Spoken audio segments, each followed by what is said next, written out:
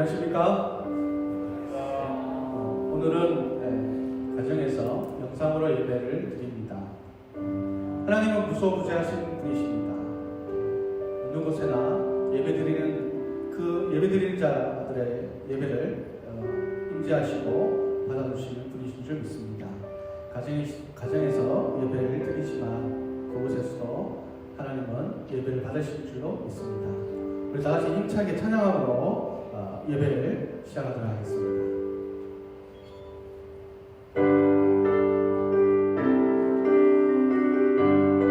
박수 할까요?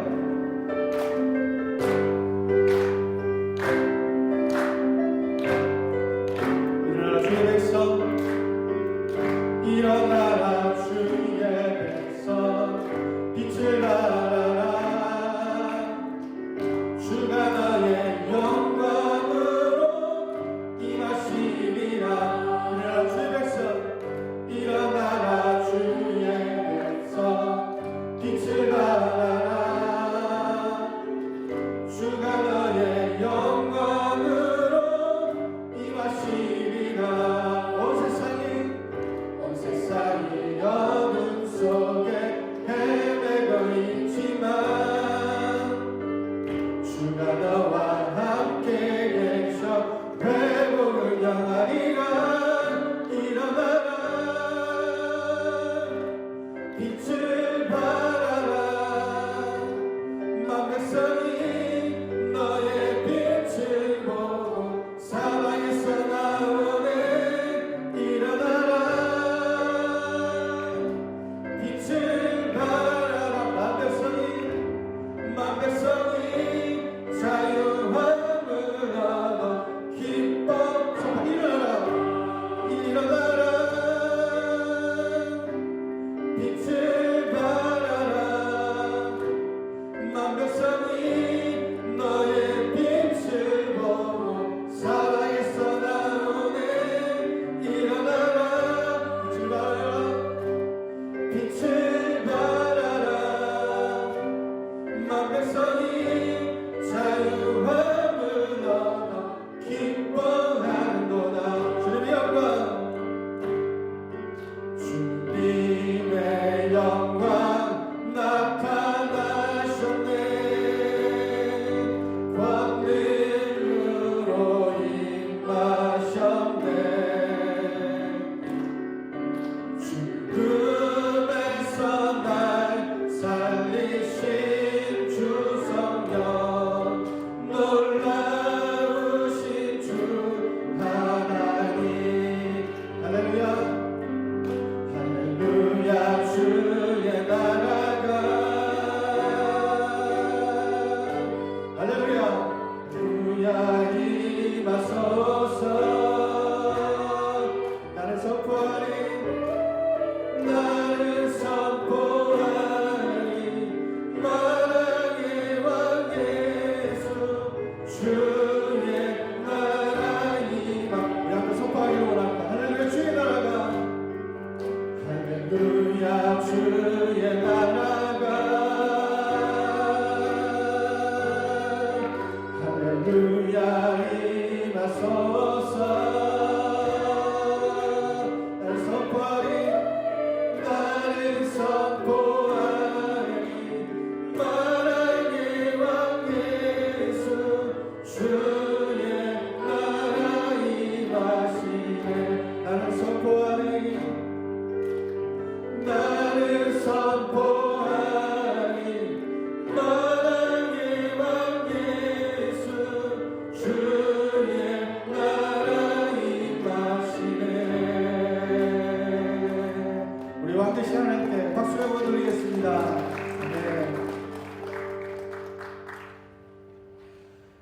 가정에서도 우리 가족들 상호 간에 하나님 함께 하십니다. 이렇게 같이 한번 인사 한번 할까요? 자녀와 또 부모 상호 간에 하나님 함께 하십니다. 우리 같이 한번 인사하도록 하겠습니다.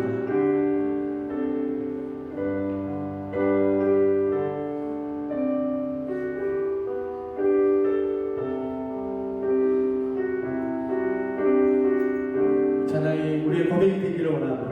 마음속에 어려움이 있을 때 마음속에 어려움이 있을 때 마음속에 어려움이 있을 때 마음속에 어려움이 있을 때 주님 내게 먼저 오사 내 마음을 주님 앞에 나올 수 없을 때 주님 앞에 나올 수 없을 때 주님 앞에 나올 수 없을 때 주님 앞에 나올 수 없을 때 주님 날 먼저 아시네. 그럼에도 불구하고 날 사랑하시니 내 하나님의 사랑 나의 모든 걸 덮고 그럼에도 불구하고 날 안아주시니 내 하나님을 부르네 아버지라 부르네. 우리 다시 한번 고백하겠습니다. 마음속에 어려움 있을 때 마음속에 어려움이 있을 때 마음속에 어려움이 있을 때 마음속에 어려움이 있을 때 주님 내게 먼저 오사 내 마음을 만지고 주님 앞에 나올 수 없을 때 주님 앞에 나올 수 없을 때 주님 앞에 나올 수 없을 때 주님 날 먼저 안으시네.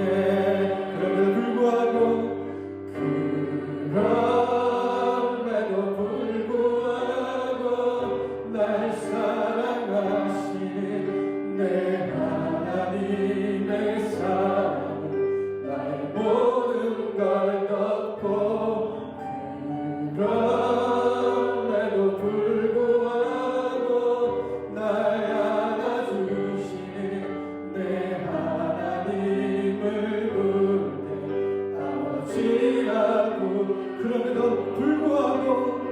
그럼에도 불구하고 날 사랑하시는 내 하나님의 사랑 나의 모든 걸 덮고 그럼에도 불구하고 날 안아주시는 내 하나님을 부를 때 아버지라고.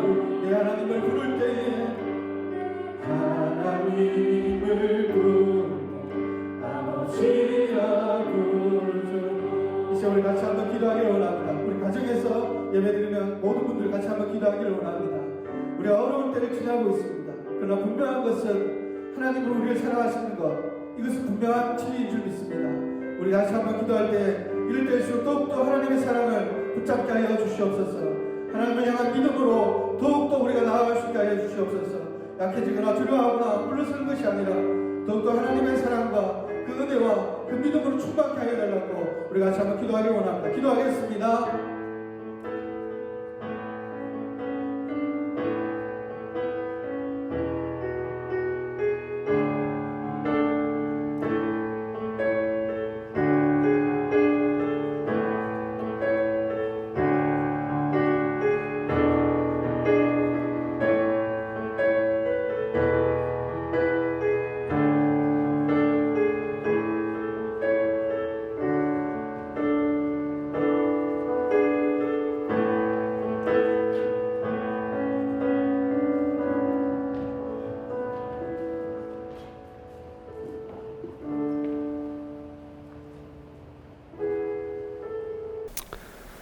찬양과 예배를 받으시기에 합당하신 우리 주 만군의 여호와 하나님 아버지, 은혜와 사랑을 이 시간 감사를 드립니다. 사랑의 아버지 하나님께서 이 시간 함께하여 주셔서 우리가 주님을 사랑하는 마음으로 주님을 예배할 수 있도록 아버지 하나님 도와주시옵소서. 이 시간 저희들 참 내일 가정 비대면 예배를 위해서 참 녹화를 하고 있는데, 이 시간 하나님께서 함께해 주셔서 하나님의 역사를 저희들이 경험할 수 있도록 아버지 하나님 도와주시옵소서. 이 예배를 받아주실 줄 믿습니다. 아버지 하나님께서 함께해 주시고, 저희가 세상에 살 때에 어려움이 많고 참 코로나19로 인해서 참 저희들이 힘겨워하는 삶을 살고 있습니다. 아버지 하나님께서 함께해 주셔서 그 일들을 저희들이 잘 헤쳐나갈 수 있도록 아버지 하나님 도와주시옵소서. 저희들의 힘으로는 할 수 없음을 이 시간 고백드립니다. 성령님께서 함께해 주셔서 우리를 건강으로 지켜주셔서 하나님을 예배하는 자리에 주님께서 함께해 주시고, 우리가 그 일을 위해서 최선의 기도를 할 수 있도록 아버지 하나님 도와주시옵소서.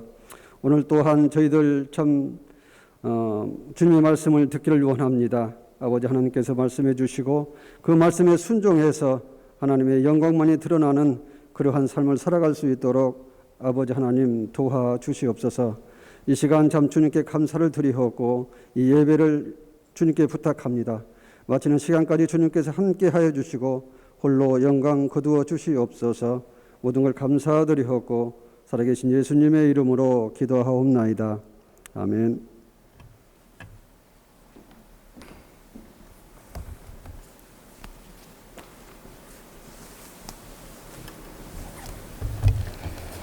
예, 반갑습니다.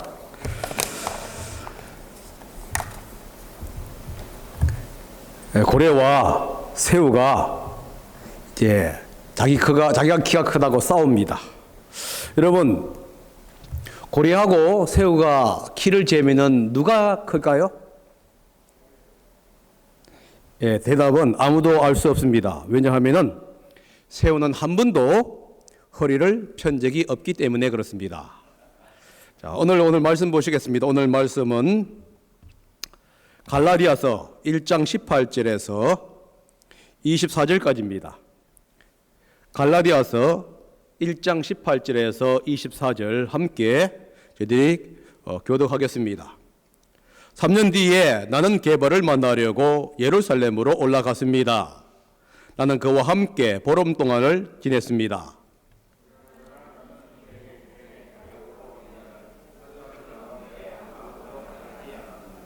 내가 여러분에게 쓰는 이 말은 하나님 앞에 맹세코 거짓말이 아닙니다. 그래서 나는 유대 지방에 있는 그리스도의 교회들에게는 얼굴이 알려져 있지 않았습니다.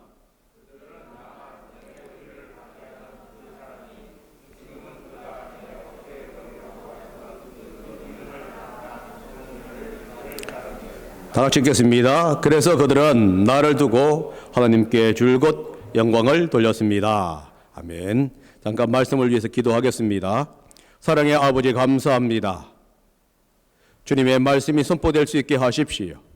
어려운 시기, 코로나 시기에 더욱더 주님의 말씀이 선포되고 복음의 역사가 일어날 수 있도록 도와주십시오. 주님께서 함께할 줄 믿습니다. 감사합니다. 예수님의 이름으로 기도했습니다. 아멘. 갈라디아서 1장 11절에서 12절에서 바울은 복음은 인간에게서가 아니라 하나님의 계시로 말미암아 주어졌다고 선포하였습니다. 이 계시의 진실성을 의논하기 위해서 바울은 예루살렘으로 가서 사도들을 만나지 않았다, 이렇게 얘기합니다. 대신 그는 말씀 묵상과 복음 전도를 위해서 아라비아로 갔다가 다시 다메섹으로 돌아옵니다. 회심 후 잠전이 지난 후에야 베드로를 방문하기 위해서 예루살렘으로 올라갑니다. 예루살렘에서 베드로와 야곱 외에는 다른 사도나 지도자들을 만나지 않았습니다. 또한 유대 지도자들과 어떤 교감도 하지 않았습니다. 복음의 권위와 능력은 누구를 만났느냐에 따라서 달라지는 것이 아닙니다. 예수님을 만난 후에 변화된 삶을 통해서 하나님의 영광이 나타났을 때에 나타나게 되는 것입니다. 오늘 저는 변화된 삶을 통하여 나타나는 복음의 권위와 능력이라고 하는 제목으로 말씀을 전하기를 원합니다. 바울은 회심 후 3년째가 되는 해에 예루살렘으로 올라갔습니다. 3년 뒤에 나는 게바를 만나려고 예루살렘으로 올라갔습니다. 나는 그와 함께 보름 동안을 지냈습니다. 3년 뒤라고 하는 표현이 나옵니다. 언제부터 3년인가가 하는 것이 이제 논쟁이 됩니다. 첫 번째 견해는 회심 후 3년이라는 견해가 있고요. 두 번째는 아라비아에서 다메섹으로 돌아온 후부터 3년이라고 하는 견해가 있습니다. 그런데 회심 후 3년을 의미하는 듯합니다. 이유는 바울이 예수님을 만나서 구원받고 사도로 임명받은 후에 곧바로 예루살렘으로 올라가지 않았다, 이렇게 말을 합니다. 대신에 그는 아라비아로, 다시 말해서 나바티아 왕국으로 갑니다. 그리고 다메섹, 다시 말해서 다마스쿠스라고 하는데 돌아와서 이제 사역을 합니다. 여기서 예루살렘으로 올라가지 않았다, 아라비아로 갔다, 다메섹으로 돌아왔다라고 할 때의 출발점은 회심이에요. 그렇기 때문에 회심 후 3년이 되는 해에 예루살렘으로 올라갔다라고 하는 것이 좋을 듯합니다. 아라바, 즉 나바티아 왕국으로 간 목적에 대해서 의문을 제기할 수 있습니다. 왜 바울이 아라비아로 갔을까요? 아라비아로 간 목적은 복음을 전하기 위해서입니다.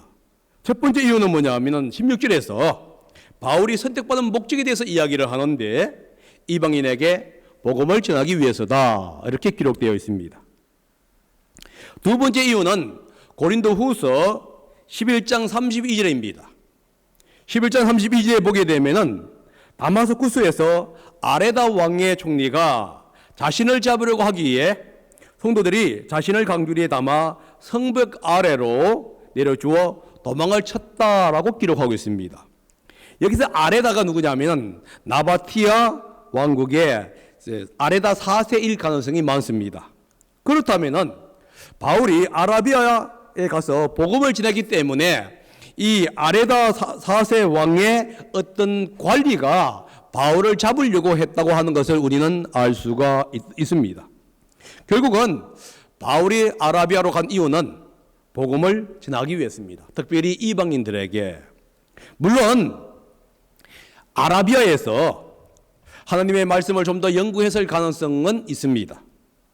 아라비아는 광야나 시내산과 가까이에 있는 위치에 있었기 때문에 그러고요. 또한 이 아라비아는 대도시들이 또 있었기 때문에 그렇습니다. 그렇다면 바울은 복음을 전파하면서 때때로 말씀에 묵상하면서 주님께 더욱더 가까이 나아갔을 수 있습니다. 그는 아라비아에서 다시 다마스쿠스로 돌아옵니다. 그리고 회심 후에 3년째가 되는 해에 예루살렘으로 올라갑니다. 예루살렘으로 올라간 목적은 무엇이었느냐 하면은 베드로를 만나기 위해서입니다. 바울은 게바를 만나려고 예루살렘으로 올라갔다라고 말을 하기 때문입니다.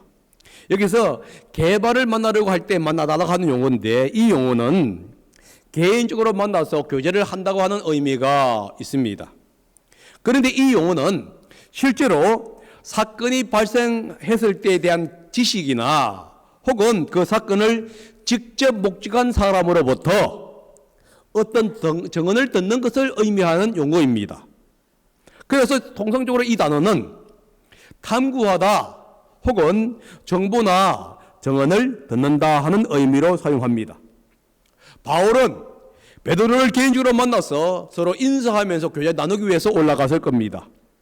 뿐만 아니라 예수님의 생애, 가르침, 죽음과 부활에 대해서 생생한 정보를 듣기 위해서 올라갔을 수도 있습니다.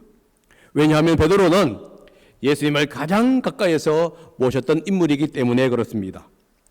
베드로로부터 예수님에 대한 정보를 들은 바울은 고린도전서 15장에서 이렇게 기록합니다. 1절부터 3절부터 8절입니다.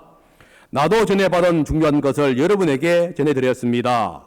그것은 곧 그리스도께서 성경대로 우리 죄를 위하여 죽으셨다는 것과 무덤에 묵히셨다는 것과 성경대로 사흘날에 살아나셨다는 것과 게바에 나타나시고 다음에 12제자에게 나타나셨다고 하는 것입니다. 그 후에 그리스도께서는 한 번에 500명이 넘는 형제 자매들에게 나타나셨는데 그 가운데 들어는 세상을 떠났지만 대다수는 지금도 살아 있습니다. 다음에 야고보에게 나타나시고 그 다음에 모든 사도들에게 나타나셨습니다. 그런데 맨 나중에 다리 차지 못하여 난 자와 같던 나에게도 나타나셨습니다. 지금 바울이 예수님의 부활에 대한 사건을 기록하고 있습니다. 예수님은 부활하신 후에 이제 베드로에게 나타나셨습니다.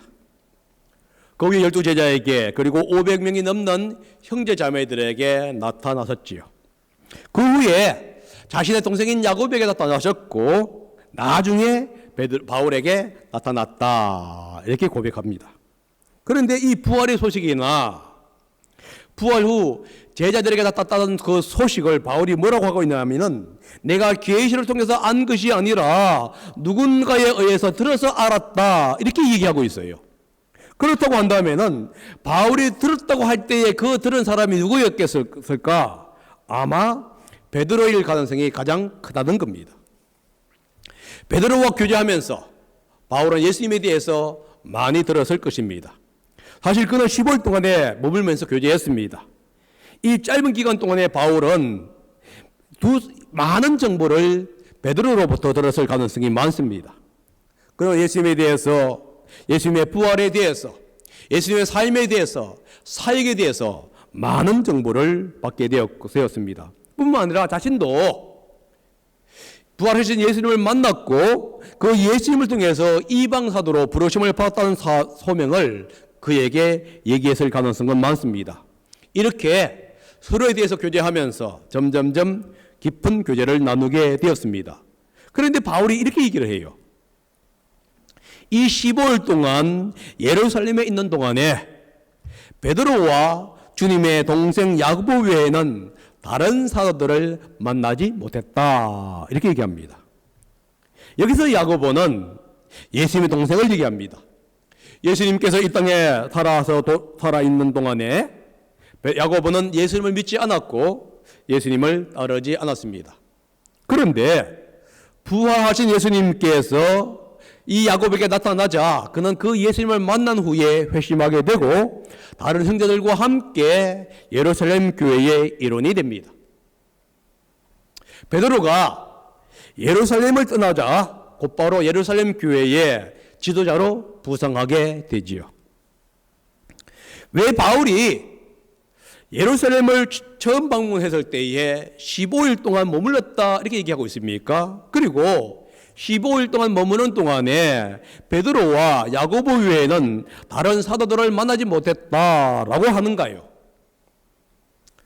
바울이 예루살렘을 방문한 목적 때문에 그렇습니다. 바울이 예루살렘에 간 목적은 사도들에게 그의 회심과 부르심을 추임받기 위해서 간 것이 아니었어요.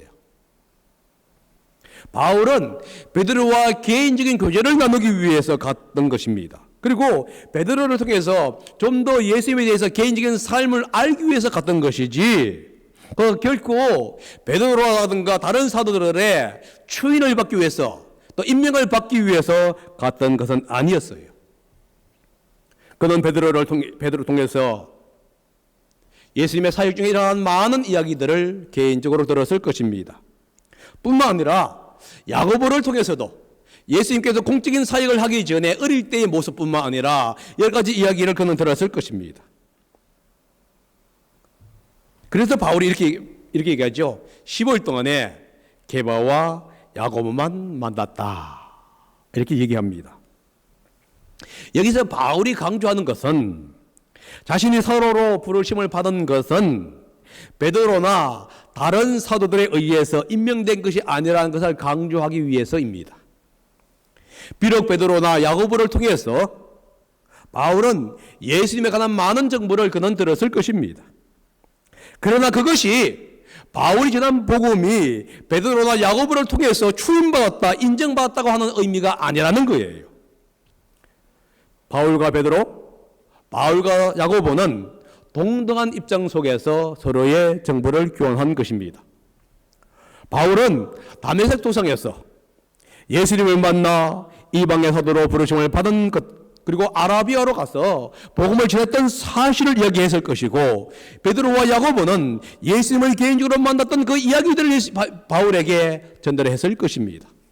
다시 말해서 서로 동등한 입장 속에서 하나님이 주신 은혜를 나누는 교제를 했다 이겁니다. 베드로와 다른 사도들이 예수님에 통해서 임명받았듯이 바울도 자신의 사도권은 부활하신 예수님에 의해서 이루어졌다고 지금 이야기하고 있습니다. 그렇기 때문에 베드로에 의해서 임명받았거나 야고보에 의해서 임명받은 것이 아니라는 것이에요. 그래서 바울이 의도적으로 게바를 만나려고 예루살렘으로 올라갔다 이렇게 기록하고 있는 겁니다. 그런데 바울이 20절에서 이렇게 얘기합니다. 내가 여러분에게 쓰는 이 말은 하나님 앞에 명색코 거짓말이 아닙니다. 바울이 하나님 앞에서 자신의 한 말이 거짓말이 아님을 선언하고 있습니다. 맹세하고 있다는 얘기예요. 여기서 맹세라는 용어가 나오는데, 맹세는 뭐냐? 로마의 법정에서 판결이 나기 전에 마지막으로 행하는 법정 진술을 얘기하는 용어입니다. 이 맹세는 법정에서 지금까지 자신이 증언했던 모든 이야기가 정말 사실이었다는 것을 얘기하는 하나의 방법이에요. 바울은 맹세로 자신의 사도권이 예루살렘 사도들에 의해서 임명된 것이 아니라 하나님에 의해서 임명되었다는 것을 지금 맹세하면서 이야기하고 있는 겁니다. 거짓 교사들, 유대주의자들은 바울의 사도권을 인정하지 않았습니다.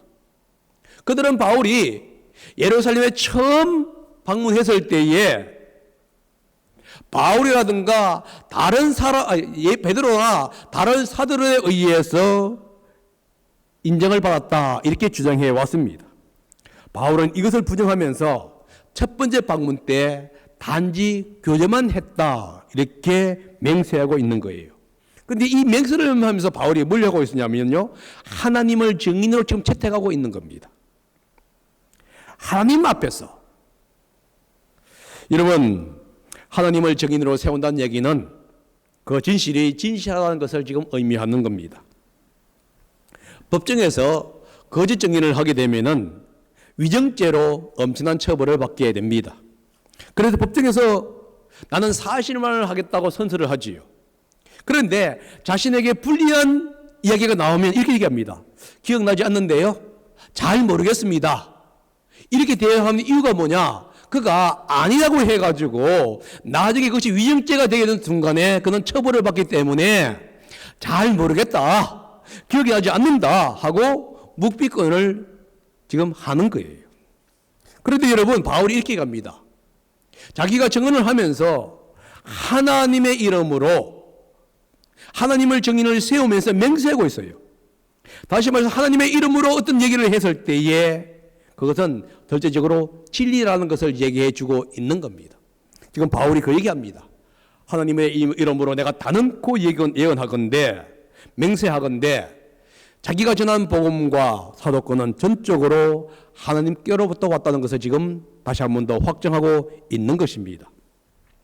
이렇게 예루살렘을 방문한 후에 바울은 시리아와 길리기방 지방으로 갑니다. 21절에 그 얘기합니다. 그 뒤에 나는 시리아와 길리기아 지방으로 갔습니다. 그 뒤에 가는 용어가 나오죠. 이 그 뒤라는 게 뭐냐면은 예루살렘을 방문한 후에라는 의미입니다. 예루살렘을 처음 방문한 후에 바울은 곧바로 시리아와 길리기아 지방으로 갑니다. 왜 바울이 길리기아 지방으로 갔을까요? 복음을 전하기 위해서예요. 그것을 알 수 있는 것은 뭐냐면 23절입니다. 23절 바울이 이렇게 증언합니다. 그들이 다만 전에 우리를 받게 하던 그 사람이 지금은 그가 전에 없애버리려고 하던 그 믿음을 전한다는 소문을 들은 사람이었습니다. 바울이 얘기하죠. 그가 전에 없애버리려고 하던 그 믿음을 전한다. 이렇게 얘기합니다. 그 믿음을 전한다는 얘기가 뭐죠? 복음을 전했다. 이런 뜻이에요. 다시 말해 유대교회는 바울이 시리아와 길리기아 지방에 가서 복음을 전하고 있다는 소식을 그들은 들었다. 이 얘기를 하고 있는 겁니다. 바울의 복음 전파의 사역은 아마 안디옥과 바울의 고향이었던 다소에서 한 사역도 포함할 수가 있습니다. 왜냐하면 바울의 고향 다소는 길리기아 지역 안에 있는 도시입니다. 그리고 안디옥은 시리아 지역에 있는 가장 큰 도시예요. 사도행전 저자인 누가가 이렇게 얘기합니다. 바울이 다소에서 사역하고 있을 때 바나바가 다소에 가서 바울을 데리고 안디옥에서 함께 사역을 했다. 이렇게 고백을 했습니다. 그렇다면은 시리기아와 길리기아로 갔다는 표현 속에서 우리가 정확하지 않지만은 바울이 다소나 안디옥에서 복음 사역을 감당했다고 하는 것을 우리는 알 수가 있다는 겁니다. 바울은 예루살렘과 유대 지역에서 제한된 기간만 지냈기 때문에 실제 유대교회의 성도들은 대부분은 교제가 없었습니다. 이것을 22절, 23절에 다시 한 번 더 얘기해 주고 있는데, 그래서 나는 유대 지방에 있는 그리스도의 교회들에게는 얼굴이 알려져 있지 않았습니다. 그들은 다만 전에 우리를 받게 하던 그 사람이 지금은 그가 전에 없애버리려고 하던 그 믿음을 전한다는 소문을 들을 따름이었습니다. 여기서 유대 지역에 있는 교회란 아마 예루살렘과 유대 지역, 사마리아와 갈릴리 지역을 포함하는 넓은 의미의 지역을 얘기합니다. 이 지역에 살고 있었던 유대교회는 바울이 시리아와 길리기아에서 사역하면서 복음을 전한다는 소식을 그들은 들었습니다. 그리고 그 이름을 익히 알게 되었다. 이렇게 얘기합니다. 그들은 바울이 전에는 기독교 신앙을 핍박했다는 것은 들었습니다. 그런데 다메섹 도성에서 예수님을 만나게 되고 이제 그 예수님을 만난 믿음, 복음을 전한다고 하는 소식을 듣게 된 거예요. 그런데 바울이 이렇게 얘기하죠. 개인적으로 만난 적도 없고 교제한 적도 없다. 그런데 바울이 이렇게 표현하고 있습니다. 21절에 시리아와 길리기아 지방으로 갔다 하면서 갔다를 얘기할 때에 부정 과거형 동사를 사용합니다. 그런데 22절에서 얼굴이 알려지지 않았다. 23절에 소문을 들었다. 24절에 영광을 돌렸다라고 할 때는 미완료형을 사용하고 있습니다. 부정과거형 동사는 무슨 뜻이냐면 바울이 시리아와 길리기아 지방으로 갔다는 사실을 강조하고 있는 용어예요. 반면에 세 가지 미완료형 동사는 어떤 뜻이냐 하면은 바울이 시리아와 길리기아 지방에서 사역하는 내내 유대에 있는 교회 성도들은 개인적으로 바울을 알지 못했다. 대신에 바울이 복음을 전한다는 것을 그들은 듣고 그 결과 하나님께 영광을 계속적으로 돌리고 있었다. 이 얘기를 하고 있는 거예요. 여러분, 바울은 시리아와 길리기아로 갔습니다. 그리고 그곳에서 계속 사역을 했어요. 이 소식을 들은 유대교회 성도들은 개인적으로 바울을 만난 적은 없습니다. 그러나 그가 복음을 전한다는 소식을 계속 들음으로 인해서 하나님께 계속적으로 하나님께 영광 돌렸다 이 얘기예요. 사랑하는 성도 여러분, 바울이 왜 이 사실을 계속적으로 강조하고 있지요? 바울이 개인적으로 유대교회 지도자들뿐만 아니라 예루살렘 교회 지도자들과 아무런 관련이 없었다는 것을 얘기해 주려고 하는 거예요. 유대주의자들은 바울이 예루살렘 교회의 사도들이나 유대교회의 지도자들로부터 사도로 임명받았다고 주장을 했던 겁니다.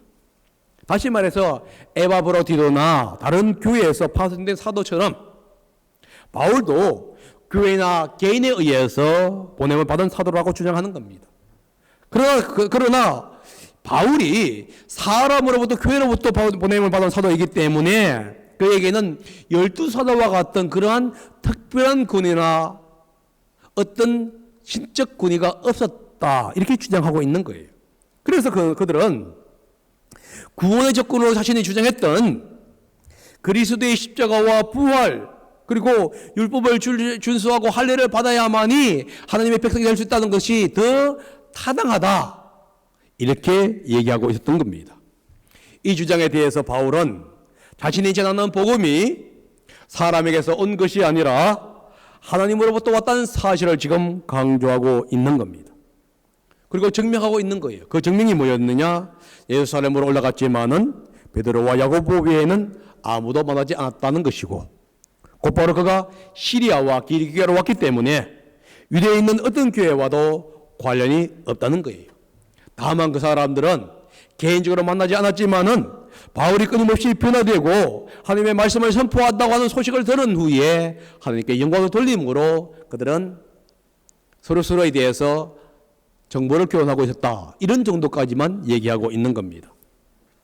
결론적으로 얘기했을 때 우리는 이것을 알 수 있습니다. 바울이 전한 복음, 우리가 받은 복음은 인간적이 아니라 신적 능력이 있다는 것을 우리는 얘기해 줄 수 있습니다. 여러분, 복음의 능력은 인간에게 있는 것이 아니에요. 누구를 만났기 때문에 있는 것이 아니라 그 복음의 메시지 안에 있다는 사실을 강조하고 있습니다. 그러므로 우리는 복음을 전해야 합니다. 하나님은 인간을 사용합니다. 잘못하기 쉽고 넘어지기 쉬운 인간을 사용해요. 죄 많은 인간을 사용합니다. 왜냐하면 사람이 아니라 그 복음의 메시지 속에 하나님의 놀라운 능력과 권위가 있기 때문에 그래요. 이 말은 복음의 능력이라든가 사역의 능력이 우리의 경건과 분리된다는 뜻은 아닙니다. 바울이 담대하게 이 복음의 신적 권위를 주장하면서 능력을 주장했었던 이유가 뭐였느냐? 그의 변화된 삶이었어요. 다른 말로 말을 하면 그의 삶에서 바울을 변화시키는 하나님의 능력이 나타났기 때문에 그는 감히 그렇게 말씀할 수가 있었던 겁니다. 바울의 변화된 삶 때문에 사람들은 하나님께 영광을 돌렸던 것이에요.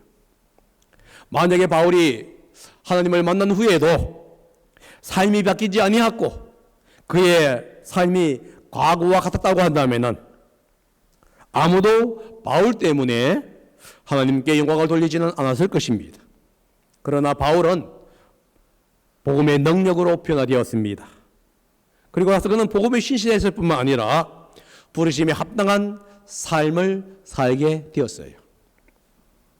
이렇게 바울이 변화된 삶을 살아갔을 때 사람들은 그 사실 때문에 하나님께 영광을 돌리게 되었다는 것입니다. 사랑하는 성도 여러분, 그리스도인으로서 우리는 어떻게 살아야 할 것인가 한번 생각해 볼 필요가 있습니다. 우리가 어떻게 하면 하나님께 영광을 돌릴 수 있을까요? 그리스도를 우리의 삶 가운데 모심으로 우리는 하나님께 영광 돌릴 수 있는 도구가 되었습니다. 그런데 중요한 것은 믿지 않는 자와 다른 삶을 살아감으로 우리가 하나님께 영광을 돌릴 수 있다는 사실을 우리는 기억해야만 합니다. 변화된 삶이라는 것이 무엇이냐? 이 세상에 사라질 것을 소망하면서 살아가는 삶이 아니라는 거예요. 오히려 영원한 것을 위해서 자신의 삶을 투자하는 것, 이게 바로 변화된 삶입니다. 바울이 그러한 삶을 살았습니다.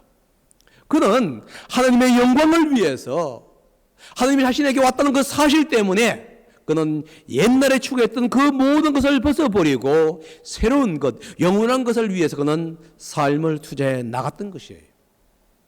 우리가 이 땅에 삶이 필요 없다는 것이 아닙니다.